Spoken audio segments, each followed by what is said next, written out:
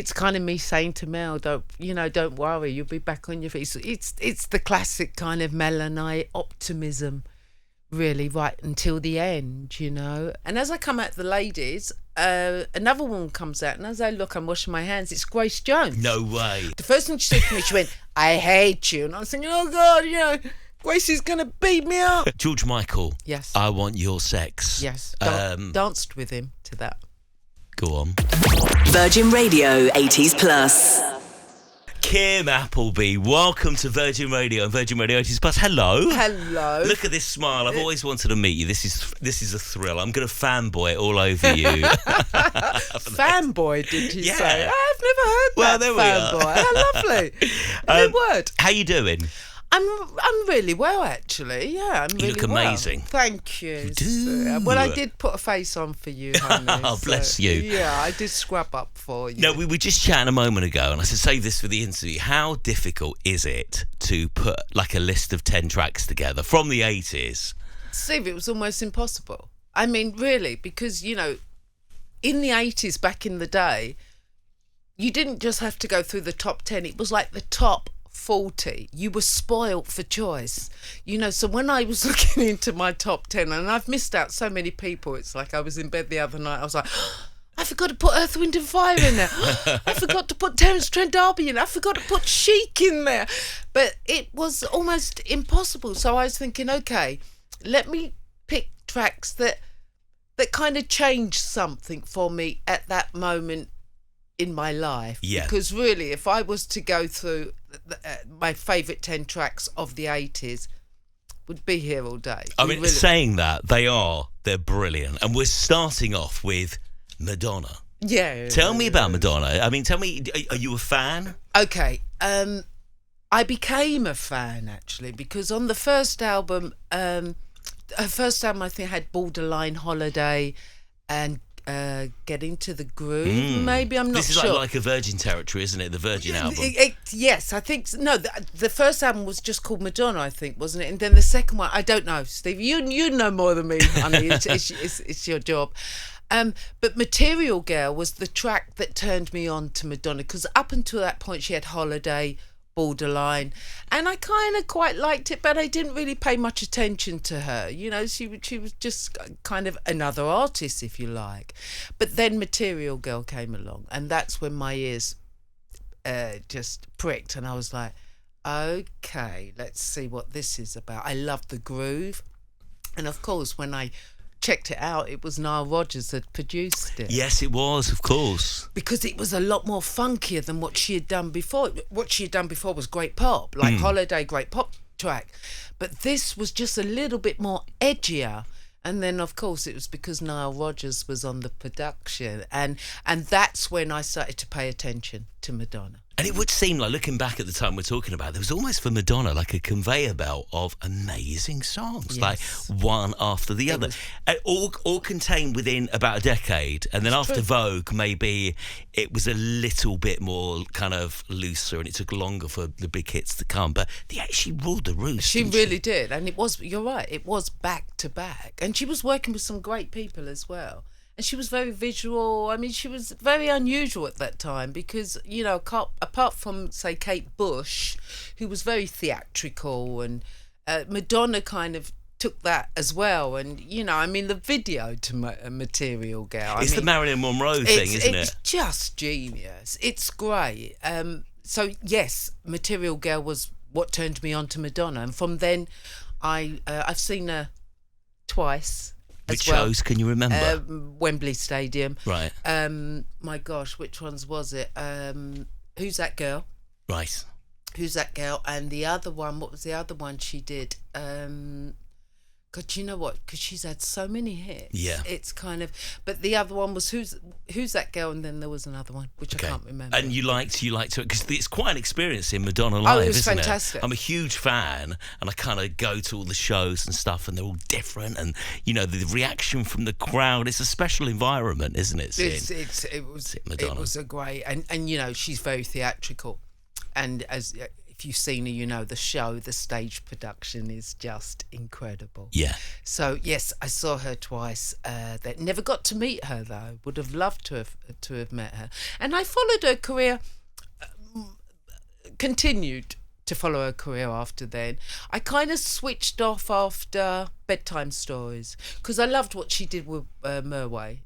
With music, yeah, I thought that, and I love what the French do. Anyway. It's a cracking album, that music album. It's a great album, and I love what she did with Merway. And I think Bedtime Stories. After that, it started to just become a little random. Yeah, yes.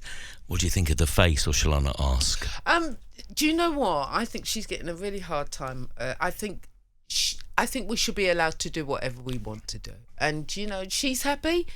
Then then that works for her. Then fine. I'm not huge with. I think tweaking here and there works. Yeah. I haven't tweaked, and I kind of hope not to tweak. Actually, to be honest with you, You do look amazing. Well, thank you, Steve. But I think there's something quite beautiful about not just women, but I will use women in particular. I think there's something quite beautiful about a woman aging naturally. I kind of like seeing the map of a woman's face and stuff. But listen, if you want to stay young forever, then, and you've got the money, she's got the money as well. So Yes, she'll have the best access, won't she, Yeah. to the best surgeons. And one final Madonna question. Yes. Are you going to go and see the Greatest Hits show later on this year that she's doing? She's bringing it to the O2 for a few gigs. She's always said she'd never do, and I presume that, I'd be very disappointed if this song is not in that show. Are you tempted? Yes, I would be. And when is she doing that? I missed October and December. Okay. So there's like kind of 7 or 8 gigs, but she promises full on Greatest Hits. So just back to back. She's never done it before. Oh, that's going to be a blinding show then, isn't it? Yeah. Oh, I'll have to check that out. Maybe we should go if you're free in October. Yeah, love it. Okay, Human League, Don't You Want Me? Another brilliant pop song, isn't it? What have you got about this?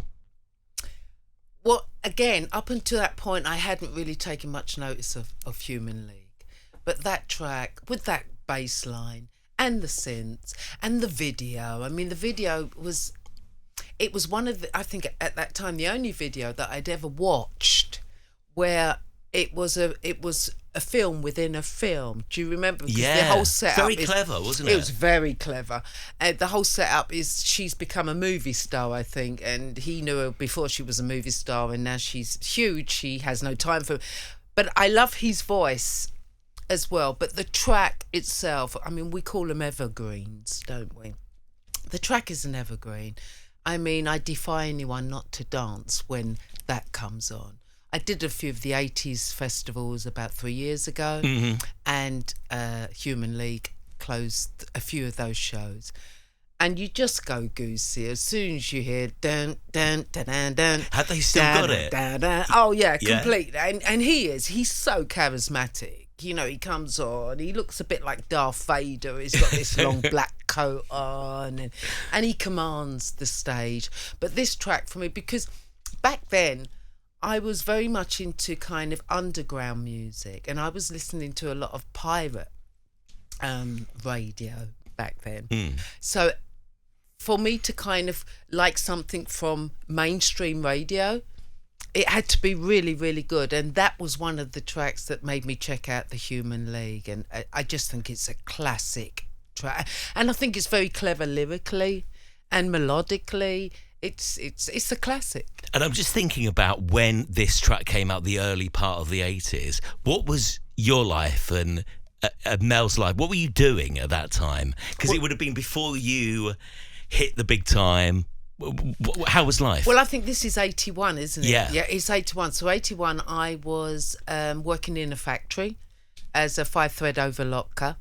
And what's that? What does that mean? It's a machine that you use. I could use 5 machines. They call us specialist machinists. There's a name for it, but I can't remember now.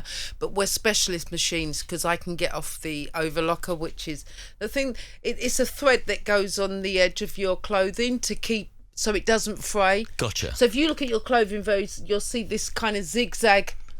It won't be. I've got it that. there. No.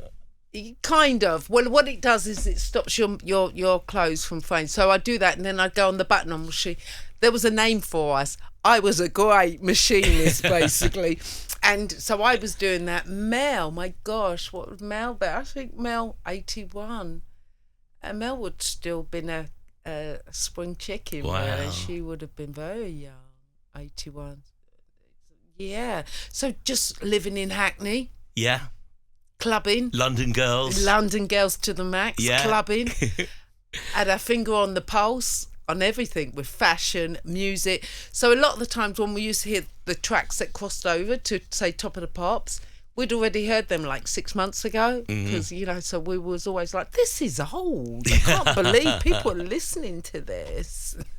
Brilliant. Heard this 6 months ago. Move on. London City, the 80s just seemed so... There was so much going on. I suppose you being in London as well, with fashion, with music. Looking back on it, it really did seem like something really special was going on. And it was special. Was it? Well, it was special from fashion.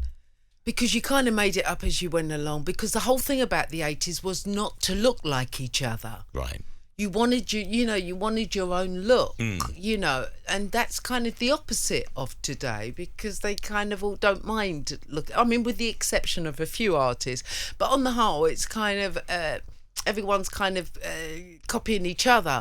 But back in the 80s, it was very much about being an individual and kind of expressing yourself through your attire. Yeah. And Mel and I were very much on that down Roman Road Market.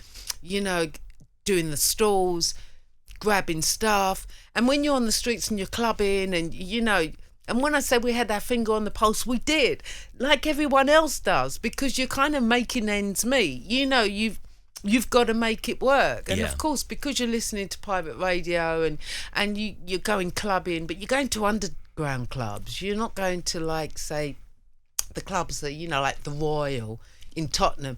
You're going to clubs that are underground that don't start till about 2-3 o'clock in the morning, so it's kind of, there's a buzz. Yeah. And especially being a Hackney girl, there's a buzz that going around. So yeah. Let's talk about Prince and Kiss. Oh, Prince. Gosh, how much do we love Prince? Yeah. Oh my, what a talent. I mean, he was a 1 in a trillion, wasn't he? Oh, saw him 3 times. Did you? Yes, I saw him on the last tour I saw of him was the Naked tour. And when was that? Can you give me a... This would have... Oh, God, it would have been late 80s, I think. No, it wouldn't have been. Sorry, it would have been early 90s, very early 90s. And I'd seen him on the 2 previous tours. Please don't ask me what they were called. I can't remember. Okay, we'll skip over that. Yeah.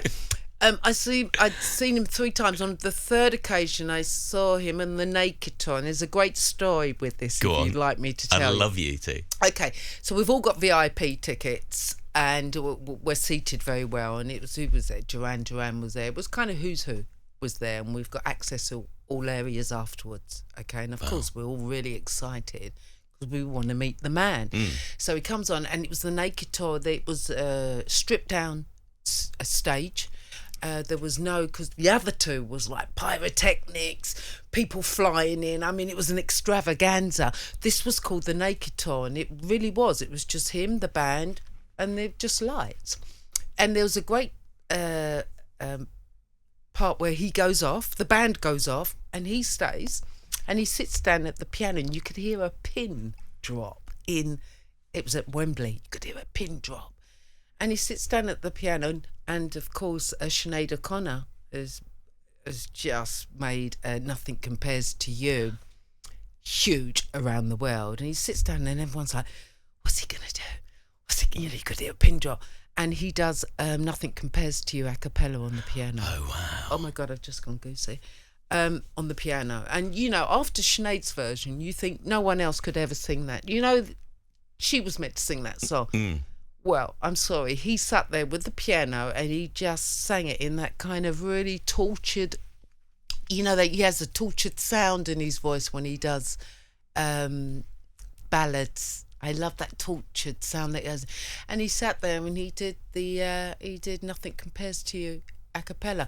But the brilliant part was he finished and he goes off stage, and the show's finished, and we all go backstage thinking we're going to meet Prince, because we've got access and there's loads of Duran's there. I mean, everyone was there, and we go in. We walk into this.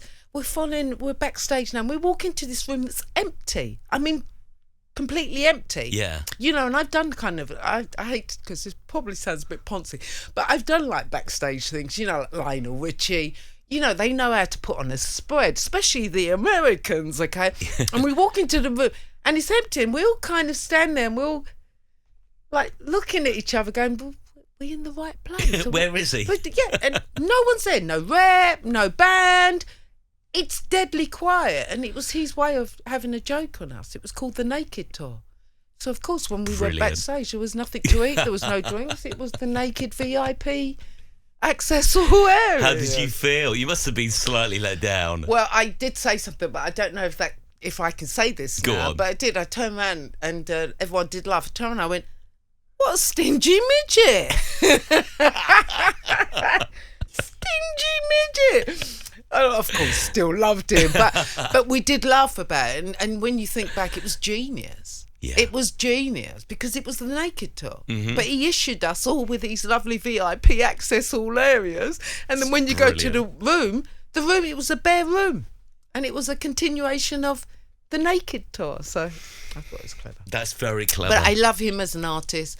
I love this video.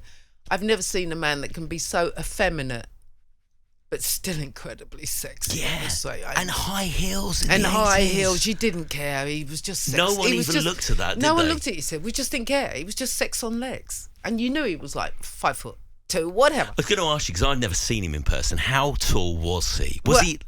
I mean, people said he's smaller than Kylie by quite a... No, that's not possible. Oh, okay. It's not possible. No, he's not that small. No. When I interviewed Kylie, everyone said to me, she is so small. We had pictures taken, and she's up there on me. I was like, oh, maybe it's me she's that's tiny, small. Kylie. She's small, yeah. Tiny. 5'1", I think. Yeah, no, I don't know. I think he's probably 5'3", 5'4". He's not very tall. Right. But the video for Kiss is just, it's in a great... And Wendy, from Wendy and Lisa's on guitar. I just love that, the way... And again, it's a very simple video, but the track, and I love the line, women not girls rule my world. They simply rule my world. Now, every woman would love to hear that, because we're so used to men running off with girls. And I love that line when he says, women, not girls, rule my world. They Brilliant. simply rule my world. Just an amazing track. And yeah, I've been to see him 3 times. Look at you. Amazing. I want to play one of yours, and you haven't put it on the list, and I'm hoping that's okay. Yes. Can we play, but talk about first, Respectable? Yes, of course. Is that okay? Of course. So the reason I'm asking is I saw the Stockake and Waterman documentary that was on Channel 5 recently. Amazing. It was good. I mean, and really emotional for me to watch it, just for the obvious reasons, but also just all those songs that I bought and all those memories coming back and what have you. It was amazing what they said about this song, Respectable, about the fact that they were genuinely quite nervous about the production. So what do you when you first heard this track, did you go, oh my God, this is going to be our biggest hit? No, because the thing is when we used to hear the tracks in the studio, they were very stripped down, so it was almost like a template, so with the that all comes later. So it was loved the bass line on it, because I'm all about the bass. Loved the bass line on it, and of course it was written around us again, because Melanie's page 3 pictures, and she had done some Playboy stuff. Of as course, well. that was all over the front pages for a bit, wasn't it? That's right. So when we had the showing out, Get Fresh at the weekend, that hit. Then of course the press started to dig deeper. And, let's find out a little bit more about this girl. There was nothing to know about me, but there was lots to know about Melanie. And so it was a reaction. It was our reaction to the press. It was Stockake and Waltman's reaction from us, as in, well, it's out there. We can't do anything. Oh, FLM, who cares? Yeah. It was all this, and it was like, okay, we've got to write something for them. But I remember walking in the studio, and it was up on the monitor, and it just said Respectable. And, we were like, respectable, that's a weird title. Where was it? And Mike was like, it's all good, it's all right. And then we just went in the studio, and once it was mixed, that's when it felt huge. So when you first heard the tase, I wanted to ask this for years. Yes. What was your initial reaction? Didn't bother me, but it bothered Nick East, who was the MD of Supreme Records. Yeah. And our first promo for that was in Amsterdam in this TV that we used to do called Countdown, and it was their answer to Top of the Pops. It was a huge show, and Who's Who used to do it, and it was the first time we were going to do it live. And we got there, and they, like Top of the Pops, they don't just do one take. You can be there all day and blah, blah, blah. And on the second take, the crowd were going, tay, tay, tay, tay. And the word goes that Nick East called Pete Walkman, because he had said to Pete Walkman as the MD, don't like the takes. It makes it sound a bit gimmicky. We'll get rid of those. And Pete was like, okay, I'll tell the boys, we'll get them and we'll give you a new mix. And then when we did Countdown, Nick came with us, and the word goes that Nick called Nick East and he said, do not touch the take, because within the second... Leave them. Yeah, within the second take, the whole crowd were going, da, da, da, da, da, da, da. They loved it. It was the hook. Yeah. So, yeah. So that all came later. And the same was Showing Out as well, with Showing Out, Get Fresh at the Weekend, all those kind of, only, all that comes later. It's them playing around on the keyboard. Very clever, isn't it? It's very clever. It's clever. And it was very fresh at that time as well. It was very fresh. And do you have a favourite Melon Kim song now that you listen back and you go, that's my favourite? It's Showing Out. Showing Out? Yeah. Because in Showing Out, we're broke. We're signed to a record company that doesn't have any money either. Stott Aitken and Waterman, they've done a few remixes here and there, but nothing's, no one knows they exist. You didn't know what they were about. No, and no one knows they exist either. They've done a few things. So for me, Showing Out represents everyone being in the same boat. And in the video, that's our own clothes, our own earrings, our hats from Roman Road Market, our own dance routine, that we made up in my living room when I was living in Hackney. There's just something so organic about Showing Out, which is really interesting, because when I first heard the skeleton of it, I didn't like it. And that was before we sang it. And Mel and I were like, what a weird groove. Because when we went into the studio, all you had was a dum dum dum dum dum dum dum, a dum dum, and it just sounded like it was so repetitive. But then, of course, afterwards came all the breaks and the wank, and all those drum patterns going on. So Showing Out, Get Fresh at the Weekend is probably my favourite Melon Kim track for so many reasons. One of my favourite Top of the Pops appearances ever is you and Mel doing Respectable on Top of the Pops, because it's just so much fun, and the pink jackets and the dance routine, and the crowd loved it, and it's one of those moments I'll always remember. Very special. Okay, Womack and Womack, Teardrops. Yes. 1988. Yes. What was happening in life for Melon Kim in 88? 1988. Well, when that's coming out, Melanie is unwell at this time. Melanie's unwell at this time. We've taken a back seat. I'm looking after Melanie. Melanie's living with me, but we're still very much in the music, watching what's going on. Lots of changes happening at the Saw factory now. All these kind of Kylie and Jason and Rick and Bananarama, we were kind of the same, but Kylie, it's starting to become a factory now, so we're kind of spectators to that. That's what's happening, yes, at that time. But with Womack and Womack, because I actually did a cover of this, right, with Martin Ware.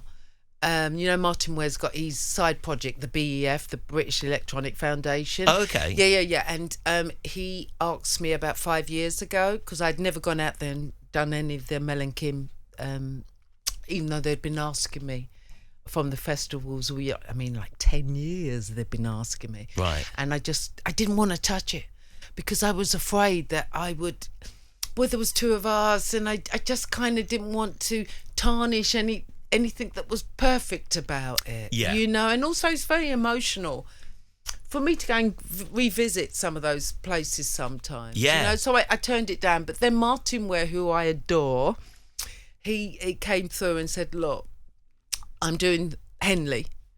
And, you know, they have guests. And he said, and I'd love you to come and do Respectable. And I was like, oh, Martin, I've never, because I'd never done any of the Melon Kim stuff. And he was like, you know, I've got a great band. I'll be sympathetic. The crowd will love you. Anyway, he took me into doing it. We did rehearsals, and it was crazy because on the day of rehearsals, I turned up, and as I stepped out the lift, I could hear in the background, I could hear the bass line going to Respectable. And as I walked in, I burst into the dance routine for them. And like, Al Martin loved it. He was like, oh no, you still know how to do the dance routine. So on the day we did Henley, and keep in mind here that I haven't been seen. I mean, I've been seen on TV and doing little things, but I haven't been seen to be doing the Melon Kim stuff. And I must have been a big thing for you. Oh gosh, it was awful. I was a nervous wreck. Yeah, I was an absolute nervous wreck backstage. Did you enjoy it? I did, but it went very quick because I was so nervous. And then, you know, it was time for me to go on, and I was thinking, say they don't remember us, so that I just didn't know what to expect. And Martin Ware goes, Kim, Appleby from Melon Kim, and I went out, and you just heard this ripple. I go goosey mad. I just heard this ripple. You know, there's like 10,000 people. Yeah. And then as I look out, there's, you know, a few people in the crowd dressed as Mel and I, as Melon Kim, with the earrings and the hat and holding up banners. And oh gosh, it's amazing. It was really hard to keep it together, actually. It was even talking about it now, it was really emotional, and they just went crazy. But I had to do two songs. One was Respectable, of course. Yeah. And the second had to be a cover. And my cover was Womack and Womack. Right. Because I just love Womack and Womack. Great writers, great singers, so I did Teardrops, because I just think it's a classic. You know, it's just one of those, you know, like Earth, Wind and Fire, when you hear September, which should have been on the list, but when you hear September, you know, I was in bed, I was you can have 11, Kim. I forgot September. It's just those tracks that you just hear the first four bars and you're it's legendary, you're there. Isn't it? Yeah. You're there. Yeah. You're back there too. I love music that can do that. Yeah. You know, in 1988, I just wanted to bring this up just as a level of kind of respect to you, that 88 must have been very difficult. And I remember the Wogan interview when you and Mel went on, and I remember sitting with my sister and my mum, and we were all like, oh bless, the girls are so brave. And you look at it now, and that interview was full of positivity and hope. You must have done so much good at that stage, going onto national TV, onto Wogan, and addressing what was going on. How was it at that time? Because you just seemed so positive. I watched it earlier, and you're so hopeful and full of life, but that must have been very difficult.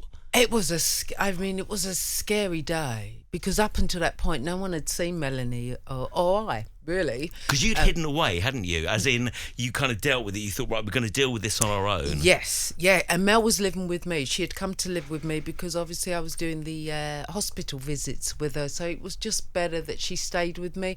And also it was my sister. You know, we adore being with each other.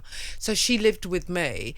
And of course, the story broke that she had cancer. And we wanted to kind of give our own version of this.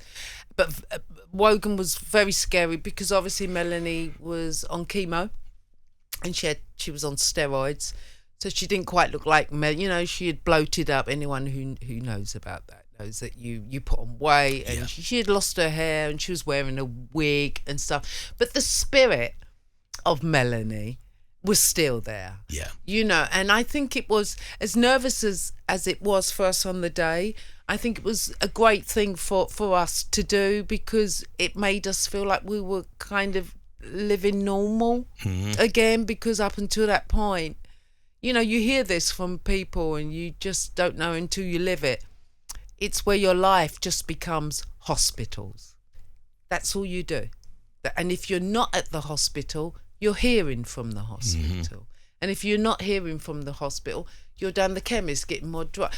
The whole thing. And I think for Mel and I, it was a tonic, actually. It was nerve-wracking, I'm not going to lie. And also we were seeing people that we hadn't seen for a while. Like our hairdresser. You know, she knew. Right. You know. So you kept it. We kept it very. It was just within the family. Within the family. Yeah. Of course, the label knew, and of course, the boys knew, as in Stott Aitken and Waterman. But no one outside knew. And I remember when my ex at that time had sold the photos to the News of the World, and they were on the front page, and it was, you know, he had stolen this picture that were family pictures that we had taken with my mum. You know, Mel was there with a frame. I mean, it was just a hideous picture to put out there. It wasn't hideous for us because she was Melanie. That's, you know, we loved her. So, you know, and we were helping her to get better. But, you know, seeing that, and I remember getting a call from our stylist at the time just saying, that's not her. Who put that out there? That's terrible. And I remember talking to her saying, actually, that is how Mel looks. And she just burst into tears. So the whole day was very emotional because we've seen the makeup artist who we had, who always did our faces, the hairdresser, and, you know, the pluggers, but Terry was great. And you're right, in the interview we are positive, you know, because she's finished her chemo then, no more steroids, thank God. You know, her hair's starting to grow back. And, you know, and also we had a studio at home. So we're kind of working on a 4-track mixing desk, doing our own stuff. So it was time to come out and to put the record straight, I guess. And I can't think of a better place to have done that, actually. It was one of those moments, and they're rare when they happen, when you feel that the whole nation watched that. Oh my gosh, and we felt that. Everybody watched that. We felt and that everyone too. had the same reaction. They're like, we really want this to end well. Yes, and you know I that know. clip finishes and you just go, oh. Yeah, I know. And you know, I could feel that. I don't know if Mel felt that, but I could feel that the whole country just wanted a happy ending. Yeah. And of course that didn't happen. No. Your life must have been, have you had a chance over the years just to kind of sort out what happened? Because the fame happened all of a sudden, and then all of a sudden the illness happened. Have you managed to process it over the years, or does it still seem just crazy?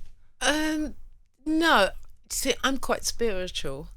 So I do believe, I don't believe Mel's not here in physical form, but I do believe that Mel is here, and all loved ones are here in the spiritual realm. You understand? I believe in dimensions and different dimensions. No, I think that we made an amazing impact because really we only appeared in 2 videos, which was Showing Out and Respectable. Because by the time we get to FLM, Mel's been diagnosed with cancer. And, you know, she's having heavy treatment. So after that, you don't see us. For me, what I find fascinating is that people still care. Because really, you know, although we didn't just have the 2 hits, the album was huge. I mean, we're number 1 in Australia. We've got 2 number 1s in America. I mean, you took over the world. We are going global. You know, Japan's picking up. I mean, the whole thing is happening really, really fast. No, for me, I feel that we made a great impact in a very little time, and people still adore us. And I love that, you know, and that showed when I did Henley and I did Let's Rock. And even now, I mean, obviously they have to be a certain age. But even now when I get clocked, you know, just, I loved you and your sister, and and they still, you know, still want a picture. They still, you know, there's always been nothing but love. It's so true. For me and my sister. There's 100% love out there. When you walked in, as soon as you sat in and I got you walked in, I was like, oh my God, that's Kim. You know. Yeah, so I know. That's lovely, and for me, that's what blows my mind is that, yes, it was very quick. The fame hit. It was quick and then it was gone. And what blows my mind is we should have kind of disappeared into nothing, but it's not. If anything, people love, and of course I have a huge responsibility with the brand, so that's why I don't do interviews very often, and I'm known not to do this stuff very often, and it's not me being difficult or trying to shy away from my past, not at all. I'm just very I'm very protective of Melanie, and I'm very protective of the brand, so I always think, okay, how would this work? Would Melanie have liked this? Would this have been something that we would have done together? Would she have done this? Yeah. Yeah. She wouldn't have been able to get a word in edgeways, but she would have done this, yeah. Of course she would. I'm so appreciative. And you're adorable, Well, so of course you. she would have done this. It's stunning to meet you and come in. I wanted to link this with Chaka Khan because Chaka Khan, so we were talking about Respectable before, but this is another game changer, isn't it, of a song? I mean... And Prince. Yeah, so this was out in 84. It's just... And Mel and I, actually, huge fans of Rufus and Chaka Khan. Yeah. Because so we know back from pirate days, we got it. I still got them on vinyl, actually. I've got so much vinyl of this stuff. Have you kept it all from the... Of course, Amazing. of course. Yeah. I think Amazing. I've got a fortune in my cellar. I was going to say. So if it all goes wrong, Steve, I know what I can do. Let's do a car boot. But Rufus and Chaka Khan was huge fans. And love Chaka. I mean, how can you not love? Just incredible voice and so sexy. Yeah. When you watch that video, I mean, she's a real diva, the way she plays with the cat. But Prince wrote it. You got Melly Mel on the rap, and you got Stevie Wonder on the harmonica. Yeah. I'm sorry, it's just like a who's who. And some of the production techniques, lots of people would never have heard until they heard that record. Well, Arif Mardin did and apparently the at the beginning it goes Chaka Khan. Yeah. Chaka Khan. That was an accident, and Arif decided to keep it. And of course, that's like, I just gone goose again. That's the bit when it goes Chaka Khan, and then the beat. Because you're waiting for that beat to you're come in, just aren't you? waiting for that moment, and and that's what I feel a lot of music doesn't do today. I don't want to sound old because I do love. Some stuff. I love Arla Parks. I think Lewis Capaldi is a wonderful artist. So there is stuff that I do, and I love Florence and the Machine. I mean, so they are out there. But that's the thing is, I just feel that back then in the 80s, there were moments that you waited for, and that's what music should do. Whatever it is, you just wait for it. Like back in the day, you kind of was an Oasis fan. Or you were Blur. Yeah. But I was actually Supergrass. You threw a spanner in the works. I love it. Do you get what I mean? Yeah. Because there's something very authentic. But, I just feel tracks don't do that as much now. But with Chaka Khan, I feel for you. As you say, you hear that Chaka Khan. And then the beat, and and the chorus, and She's got it all, isn't it? It's just an incredible track. Again, an evergreen. You know exactly where you were when you first heard it. Yeah. And Prince was obviously, everything he touched was just gold. Mm-hmm. Yeah, he was on a roll. I'm looking forward to hearing it again. I wish we could play it now. As I do with this one, In Deep. This is your next track. These tracks are very cool. The interesting thing about lots of these tracks you picked this week, Kim, is they probably spurn so many artists to sample them or copy them or be like them. Tell me about why you picked this one. Well, we're in the clubs now because it's before Mel and I used to take her clubbing with Did me. you? Once she got 16, yeah. Okay. Once she got 16, she could come with me. This is a track, again, that we had heard. By the time it hits Top of the Pops and it goes mainstream, we've already heard it. We've moved on. It's classic. Yeah. It's already been a classic. It's like we've moved on. But what was great was, it was at that time as well, it wasn't easy for tracks like this to cross over to Top of the Pops. I remember seeing Chic on Top of the Pops thinking, oh my God, Chic's on Top of the Pops. Because again, you're only hearing them on pirate radio. But last night a DJ saved my life. I'm sorry. That rhythm guitar comes in. It again, and I love the rap that's in it. It was so fresh. a classic dance track. I don't know if she had any more hits. No, because I was reading up on this. Apparently when this came out in the States, it was right in the middle of the anti-disco. Remember the backlash? Yes, when that's it just right. kind They of were burning the... Exactly. So it barely got into the top 10 because of that. And they reckon if it had just been released a year before, it could have been one of the most defined, like Donna Summer, I Feel Love type thing. Completely. Because it's a classic. And even if you put it on today, the club goes mad. Yeah. You know, regardless of their age. It's one of those tracks that just keeps transcending generations. And I love tracks that do that. Yeah. Earth, Wind and Fire do that. My worry was that it was a little bit too kind of R&B but, you know, the truth is they've all been hits. Yeah. You know, I've chosen tracks here that managed to go from pirate and cross over into... When you and Mel were going to she'd reached 16, you were going to these clubs, did you have chats about, did this come up in conversation, one day we're going to be big, did you ever discuss that? Oh, that went on when you were that age? Way before. That, yeah. No, that went on way before, because we used to, all of our money went on vinyl.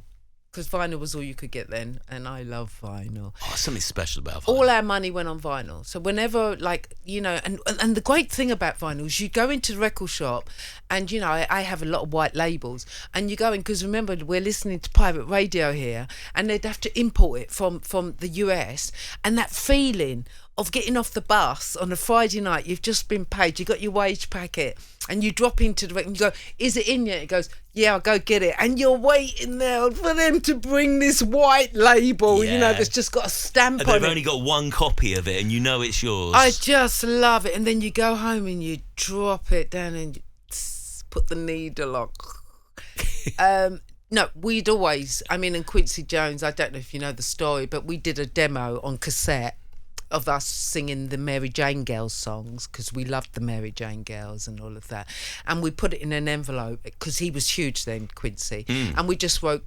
America to Quincy Jones, America, and we put a stamp on it, and we just sent it thinking that it was going to get, and we were like 6 weeks later, still nothing from Quincy. We haven't heard back. I know he loves us, he would have loved our voices. So no, we were always Dinah Ross and Marvin Gaye. There was a great album called You Are Everything, and it was between Dinah Ross and Marvin Gaye. It's a classic album that I have on vinyl as well.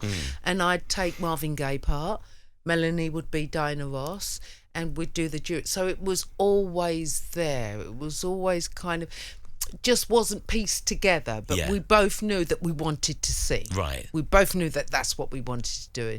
So, you know, by the time she's 16, I'm taking her clubbing with me.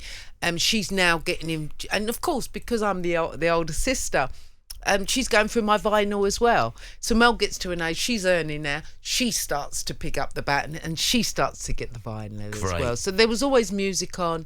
My mum loved music. The interesting thing is my father being Jamaican, and my mother being English. You know, I grew up with Bob Marley before he went famous, because my father brought his culture with him, you know, Desmond Dekker, John Holt, you know, so at home it was kind of reggae and jazz, because my dad was a jazz freak.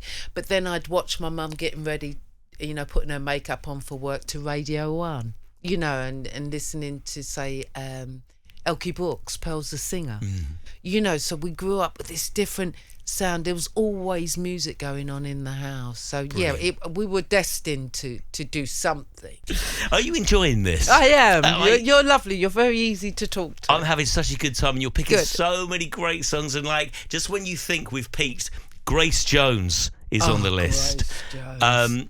So tell me, lots of people ask for Grace Jones, and everyone that I ask has got a different reason why or a story. Tell me yours, Kim. Grace Jones. Okay. Still in Hackney. I used to have a friend of mine. He was, I think his name was Leon. Haven't seen, of course. I'm going back now, a long time ago. But I used to go around to his house, and we used to share vinyl. You know, we were kind of music freaks. And I went round there, and he had a vinyl of Grace Jones, and I remember the cover, and she was, you know, she looked like she had a square head, and I'm picturing this now. She just looked so tribe. I'd never seen anyone that looked like her, and he put the album on, and the groove, it was a tribal kind of groove meets pop. So the song sitting on top was pop, but the groove was very tribal. She was so androgynous. There was absolutely nobody like her. It's like she had landed here from another planet. That's how when I think about Grace, that's how I remember her. But what was great was many, many years later, I think around about 91, 92, I was performing at the World Musical Awards in Monte Carlo. Right. I don't know if they still do it now, but every year they fly you in. It's really sounds plush. It's amazing. Well, they fly you into Nice, and then from Nice you have helicopters that fly you to Monte Carlo. Wow. And it's like Apocalypse Now. You just keep seeing all the stars landing.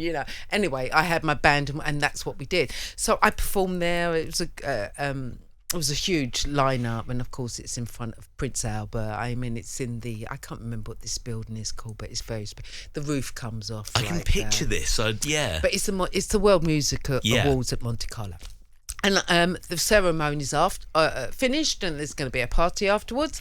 And I go to the ladies, and as I come out the ladies, another woman comes out, and as I look, I'm washing my hands. It's Grace Jones. No way. And I'm standing washing my hands, and I'm thinking, oh, Grace Jones. And she looks at me, and I look at her, and she goes, oh my God. And she's not very tall.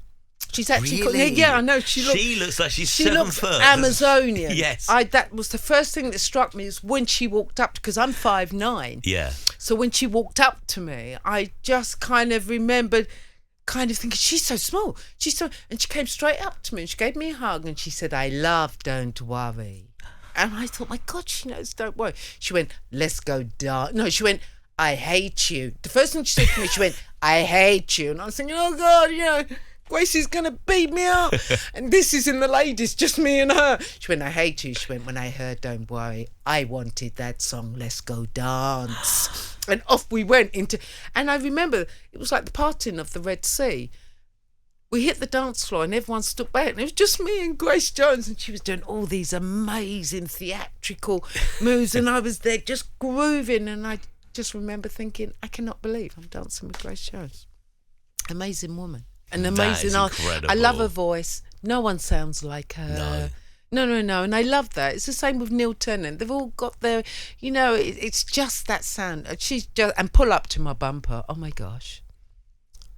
And again, you can see I like mine. Would this be your favourite Grace song out of all of them? Oh, there's too many. Yeah. There's too many, because I got the last album she did, which was Hurricane, and it's just an amazing album. I haven't heard that. You recommend? Oh my gosh, do I recommend Hurricane? It's just great, and it's her going back to her roots. She kind of name checks Jamaica, and it's a journey. It's very interesting, and the production.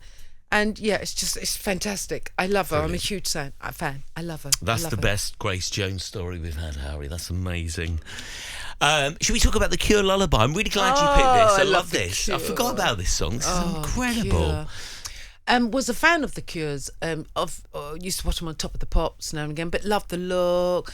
They were different. They were just different. And of course, I know, we had the red lippy and stuff. It wasn't that.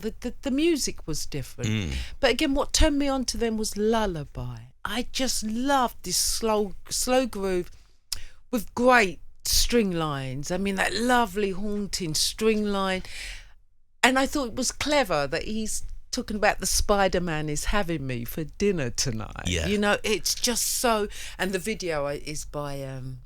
he used to do all of their videos. Pope he was called. But the video's great. It just takes me back to kind of like, I shouldn't have liked them, but I did. Yeah. Because it wasn't what I was listening to, but I just thought that they were great as a band. And of course, my all-time favourite Cure track is Love Song. Oh, yes. Yeah. Every time I hear that. But Lullaby was a turning point for me. It made me sit up and think, Cure, cool, like the Cure. Okay, let's watch them. Apparently, the Spider-Man is about a dream he had when he was a kid, and he remembered this nightmare and just decided to write about it. And I've got a great story about them as well. Go on. So, do you remember the Tube? Yeah. Yes. Channel 4 show. That's right. Yeah. And it was Paula Yates and Jules Holland. And it was the last of, it was when they were taking it off air. Yeah. And Mel and I had been on holiday to the Gambia. And I'm going way back. It was like they'd just put it on, you know, it had just been put on the map. But we needed to go somewhere where no one recognised us, because everywhere we went, we were recognised. And it was like, where can we go? We could just be. It was like, Gambia. No one knows who we are in the Gambia. And of course, there were people there who knew who we were in the Gambia. It was like going to Jamaica, hearing the Spice Girls. It's so bizarre when that happens. But anyway, we're invited to do the tube. So we step off the plane, and we literally have a day to get the outfit together and to fly to, where was the tube? I think it was in Manchester, wasn't it? No, it was Edinburgh. Oh, okay. We had to fly there. I know they did one in Manchester. That was the one that Madonna performed at, the Hacienda, but maybe that was just maybe they were on tour. This was I think it was Scotland, pretty sure. Okay. We flew. We flew. And on the way there we flew, I think Duran Duran was on the plane. We were on there. We didn't know, but anyway, we got there and we met Paula, and what a sweetheart she was. And we were thinking, why are we on like the tube? Because it was so alternative. You know, it was The Cure. It was Duran. You know what I mean? And it's quite edgy Friday night. It was so edgy, and we couldn't understand why they'd invited us. And it was the last show. It was like it was going off air. Anyway, we were excited. It was like, tube, yeah. Sure. So we got there and we're in the dressing room, blah, blah. And it came for the time to record. And of course it was an alternative, you know, real alternative crowd. On my side, they were great. They were all kind of jeering. On Mel's side, they were like, you know, a bit like that. But we did the performance. What did you sing? We did 2 tracks. I think we did FLM and I think we did Respectable. Yeah, it's one of that. Or maybe we did Showing Out in Respect. It's a long time, Steve. Sorry. It's okay, darling. Putting you on the spot. It's been a long week as well. Yeah. But anyway, we did the show and we saw The Cure. Because with Terence Trent D'Arby was doing the show. Duran Duran, because remember, they never used to have many, did they? It was kind of like 3 or 4 acts. Yeah. It was Duran Duran, Terence Trent D'Arby, Mel and myself, and The Cure. And out of all of those people, The Cure was, Mel and I were like, I just saw The Cure. Because, you know, you just see the black spike and we're just like, I saw The Cure. Oh, there's The Cure. Anyway, we do our show and blah, blah. And, you know, we get on the plane. They fly you back. We're on the plane. Don't know if Duran's on there, but The Cure were on there. But we didn't think they knew us. They didn't think they'd want to talk to us. So Mel and I, it's a night flight. We're sitting in the chair. And you know when they turn off the lights on the plane, you've just got the lights on the floor. And I see this guy kind of crouching down, coming down the aisle. And I kind of go like that. And then he stops at my chair and he hands me a card. He goes like that and he goes, from the boys. And then he disappears back up and he goes back in his seat. And as I turn it, I goes, what is it? And it's a promo picture of The Cure.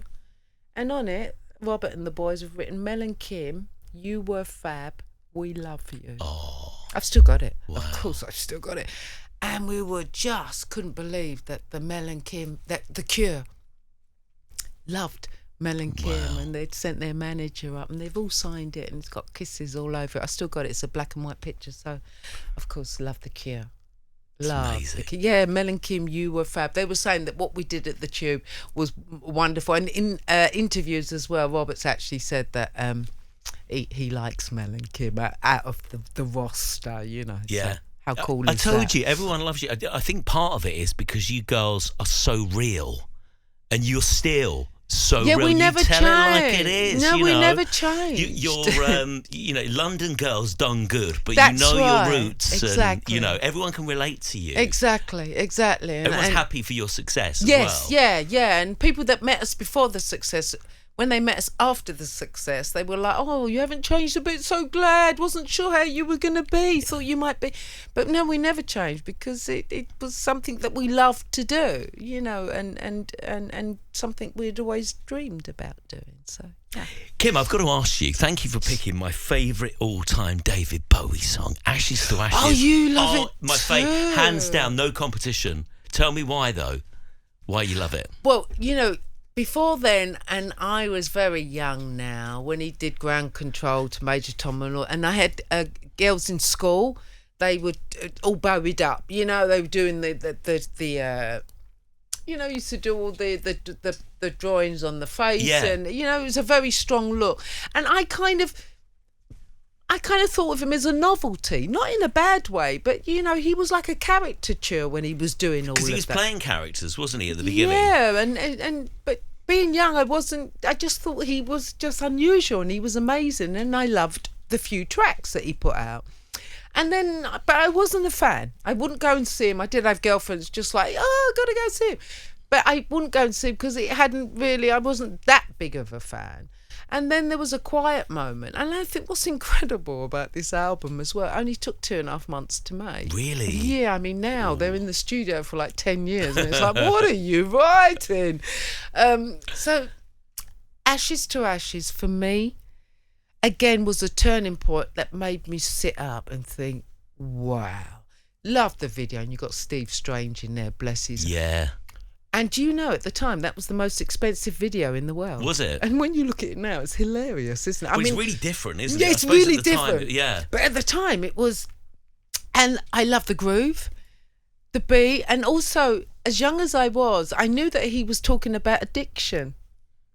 That great line when he says, my mama says, to get things done, you better not mess with Major Tom.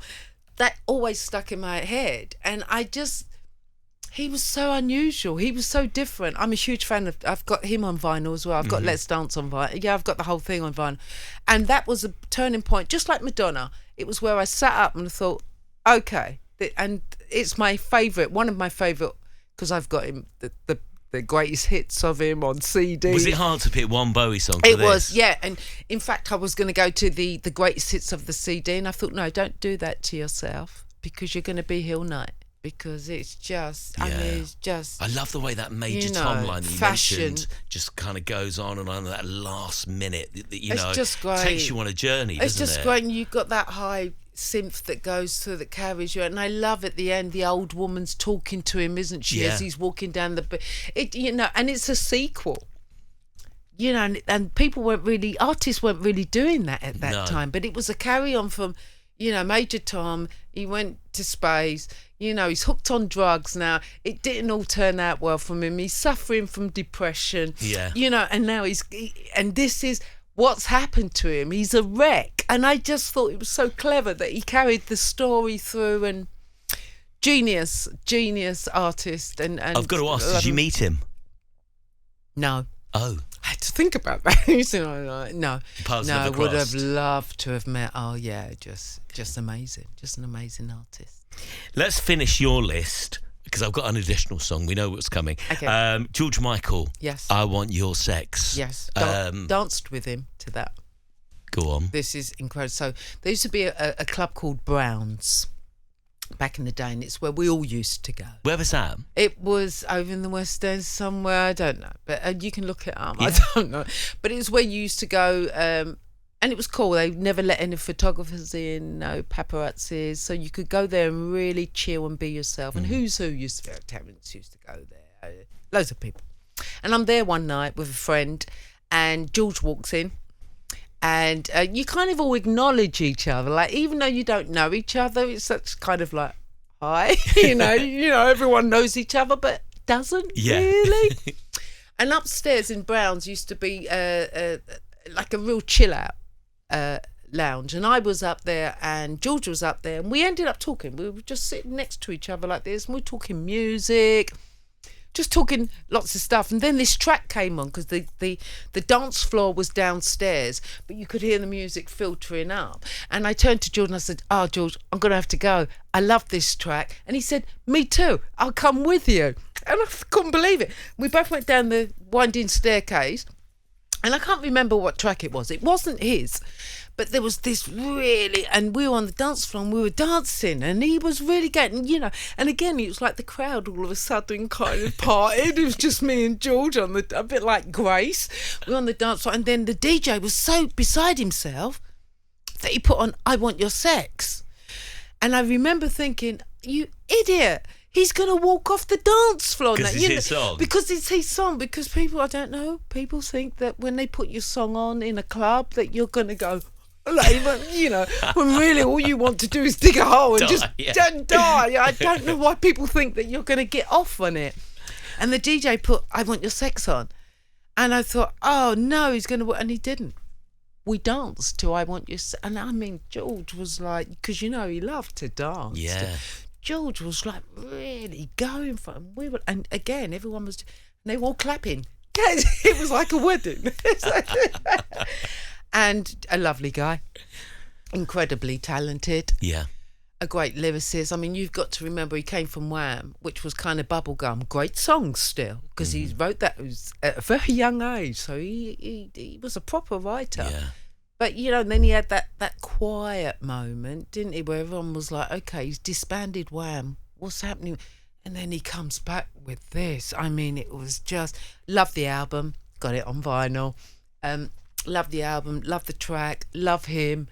I think, you know, we lost quite a few, didn't we, back to back? We really did. Bowie, George Michael. It was just like, what is going on here? Love the track, love him, adore him. I think he had the biggest heart.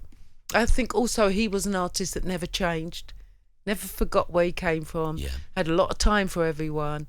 And I love that, you know, I love him. Can you comprehend with the struggle that he seemingly, that we now kind of understand that he went through? There's a documentary kind of coming out called Outed. It's on TV recently about, you know, the struggles he had with accepting himself, I suppose, under the spotlight. Like you say, everybody knew what you were doing, where you were going. That must have been incredibly hard for him. So he's trying to be himself, you know, in a recording way, as a recording artist. Yes. And sexuality as well. Yeah, I think he was comfortable with his sexual. I mean, of course, in the Wham days, he had to hide it because their following was predominantly teen girls. Yeah.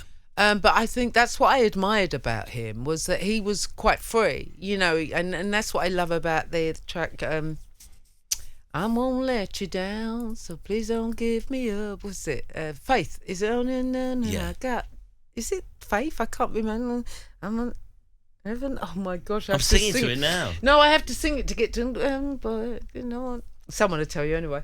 I think he embraced his sexuality. Actually, Personally, on a personal level. Yeah. Listen, I think personally, I don't know the guy, but I think that he was very private.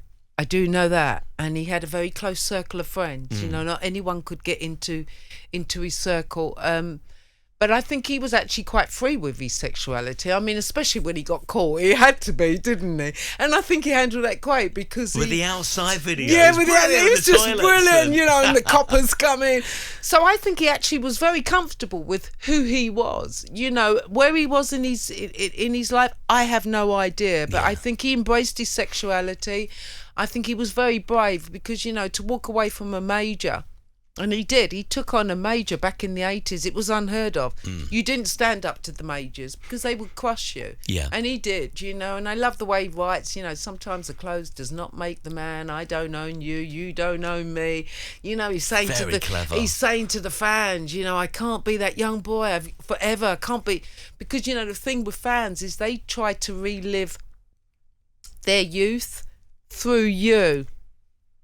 And that's a lot of pressure on some artists sometimes, you know, because they want you to relive their youth through you, so they don't want changes from you. They want you to stay exactly as you are because they want to relive their youth through you. Does that make sense? It does. I don't know if I explained that. That's a lot of pressure on an artist, though, It is isn't a lot of pressure on an artist. It's unbelievable pressure on an artist. And I love that he kind of made it straight from the get-go that this is my solo project and this is where I am now. You know, so, you know, an amazing human being. A very big heart as well. I don't know if you know, he used to drive around at Christmas giving food out to the homeless. I've heard that. Yeah. He'd hire a huge van or lorry and you know, and give out. I mean, who does that? It's just lovely. He didn't have to do that. No, He no. could be kind of sunning himself large in Barbados, like most of them do. With not a care in the world. With not a already. care in the world, but here he is, driving around on Christmas Day. I mean, I'm not saying he's driving the truck himself, but he's driving around giving, there's that famous picture. You can see him at the back where the back of the lorry's open, and he's giving, and there's a queue of homeless people, and he's giving out, it's incredible. But the young, the good usually die young. That's what I think. There's a lot of truth in that, isn't there? Yeah. Kim, it's been absolutely amazing. Can we end? Now, Yes. I was going to say I wanted to play this song because I love it, but forget that. Grace Jones loved it. That story was amazing. I hate you. So don't worry. This came out in the end of 1990, I think. It was. 91? I think around about 1990, because I was nominated for an Ivor in 91, so it would have been 1990. And this came out after, obviously, Mel had passed. Yes, yeah. And as far as I remember as a teen, we saw you, me and my family again in front of the TV, and it was such a moment to see you. It was Wogan again, It was wasn't it? Wogan again. It was Wogan again. And I remember my mum crying and saying she's such a brave lady. Oh, and then you bless did that your performance, and Don't Worry is just such a upbeat. It's the perfect pop song, isn't it? It's us. It is. Really. Even though I didn't write that with Mel, it's... And what's interesting when you write is your subconscious comes out. It's kind of, the words just come out, and of course, the chorus is, don't you cry, you'll get by, you'll be back on your feet. In no time, you'll be fine, don't worry. And Mel was alive when I wrote that, but she was very, very ill. We were coming. I think it's when my mum knew that I knew she wasn't going to get better for quite some time. But I think it was my mum now was the realisation of this wasn't looking good. And at home I had this studio with my then partner. And he just came up with this very basic melody. And I remember being downstairs and hearing it. And then from there the words just flowed. But really, it's kind of me saying to Mel, don't worry, you'll be back on your feet. It's the classic kind of Melanie optimism, really, right until the end, because you don't believe it until it actually happens. So for me, there was still hope. Yeah. And that comes through in Don't Worry. That's what Don't Worry is. It's like we're still hanging in there. There's still hope. Was it hard doing that performance on Wogan? It was terrifying. Because again, it was like, as you said on Wogan, when we did Wogan, you could feel the whole country had stopped. Everybody remember the previous interview with both of you. Yeah, exactly. And what you said, and all of a sudden she's not there. That's right, yeah. I mean, that must have been... I can't remember, what was her name who did the interview with me? She wasn't Terry. No. Terry had this one... Was it Sue Lawley or someone like that, someone wasn't like it? that. Terry Jan had Leeming or someone. Yeah, someone. Yeah. It wasn't Jan. I think it might have been. I can picture it in my head because Yeah. we were all silent watching the Wogan interview. was very warm, and I'm not saying that she's cold. It was just here I was back there, but without my sister, not Terry, and I found it really intrusive actually, because all I wanted to do at that time was just promote Don't Worry, in honour of my sister, but of course you have to do boring things like interviews. Always gets in the way. I was terrified that day, but my dressing room was full of flowers, and the love was unbelievable. There was a whole load of love. There was a lot of the love. courage to do that song, so soon after as well. Yeah. I was on a mission when Mel passed because, during her illness, because we couldn't work. We'd recorded songs, so that whole album, which was just Kim Appleby, was really me showing the world what Mel and I had written together. I mean, Don't Worry, no, I didn't write that with her, but that whole album at that time was about, yep, she's gone, but look what we did when she was, look what we did when she was here. So I was on a mission. To be honest with you, I was on a mission, and it wasn't till after that album I did a second album, Breakaway. But after that, I I wanted to take a back seat. And it wasn't to process Melanie passing over, because my gosh, it had been processed by then, and I was looking after my mum as well. I just wanted to get off of the treadmill. I'd been famous since I was 23. I was now coming up to I was 32, 34, and it had just been record companies, promotion and travelling. I was never home. I was always such flying. a short space of time It as well. was just bang, bang, bang, bang, bang. And my daughter was getting ready to go off to uni. And, I just want, because I do love home. You see, I'm a home bug. You can tell. You can I really love tell. home, and I love cooking. I love entertaining. Yeah. I love my garden. What do you think Mel would say if she was here now to you? Like, would she go, I bet she'd be really proud of, how you've lived your life. Probably FLM. Yes. Kim, thank you so much. You're welcome, Love you lots. Steve. Thank you so much for You're coming welcome. in I and do enjoyed this. it. It was Thank good. you. It was fun. Thank you so much. Thank you.